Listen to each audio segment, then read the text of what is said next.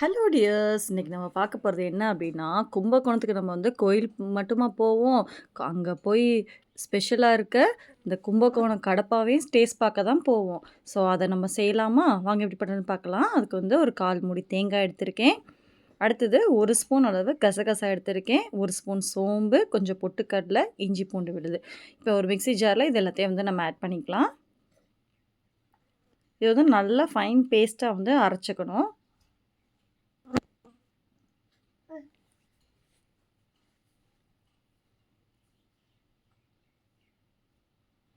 பொட்டுக்கல்ல 2 ஸ்பூன் மட்டும் போடுங்க. ரொம்ப சேர்க்க வேணாம்.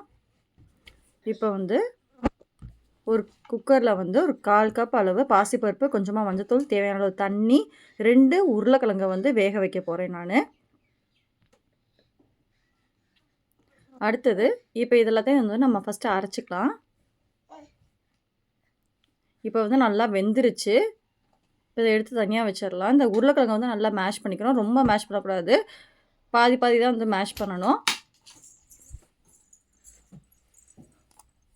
அடுத்தது ஒரு கடாயில ஆயில் ஆட் பண்ணிட்டு பட்டை, கிராம்பு, ஏலக்காய், பிரியாணி இலை, 2 பச்சை மிளகா, பெரிய வெங்காயம் சேர்த்து நல்லா வந்து வதக்கிடணும். தேவையான அளவு உப்பு ஆட் பண்ணிட்டு நல்லா வதக்குனதுக்கப்புறம் ஒரு தக்காளி அளவு ஆட் பண்ணி நல்லா அதையும் வதக்கிடலாம்.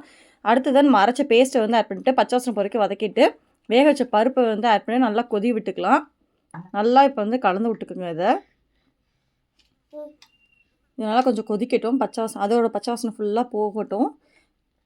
நல்லா வெந்ததுக்கப்புறம் நம்ம மசிச்ச உருளைக்கிழங்கு வந்து இதை ஆட் பண்ணிக்கலாம். ஆட் பண்ணிட்டு கொத்தமல்லி தூவி இறக்கிட்டா அவ்வளோதான். சூப்பரான கும்பகோணம் கடப்பா ரெடி ஆயிருச்சு. நீங்கள் சுட சுட ஆவி பறக்க இட்லியை வச்சு இந்த கடப்பாவை வந்து அப்படியே பொட்டு போல் ஊற்றி சாப்பிட்டீங்க அப்படின்னா அவ்வளோ சூப்பராக இருக்கும். நீங்கள் நேராக கும்பகோணம் தான் ஒரே மாதிரி சட்னி உங்கள் வீட்டு அடுப்பங்கரையிலே இந்த கடப்பா அவ்வளோ சூப்பராக இருக்கும். எல்லாத்துக்கும் அவ்வளோ பிடிக்கும், அவ்வளோ டேஸ்ட்டாக இருக்கும். திரும்ப திரும்ப உங்களை செய்ய சொல்லி டார்ச்சர் பண்ணுவாங்க பாருங்கள். அவ்வளோ செம்ம டேஸ்ட்டாக இருக்கும். ஸோ அதனால் கண்டிப்பாக ட்ரை பண்ணி பார்த்துட்டு எனக்கு எப்படி இருக்குன்னு சொல்லுங்கள். Thank you so much. பாய்.